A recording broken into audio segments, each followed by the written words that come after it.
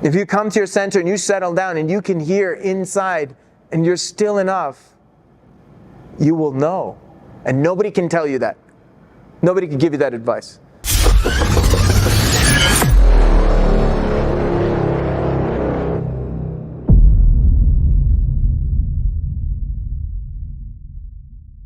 Okay, I'll tell you a story of the two Satishs. These two guys I met in India once, yeah? They used to live on the street. They used to sell newspapers.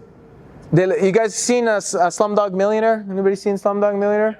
So they live right there in that area, okay? I was born in Pune, which is just outside of Mumbai. And I went there for a wedding in 2004 and I met these two guys, the two Satishs.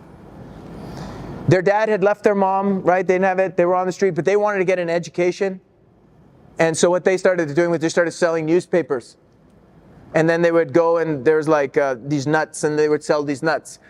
And somehow they scraped up enough money to pay for school, because in India a lot of most schools aren't free, so you have to pay for school.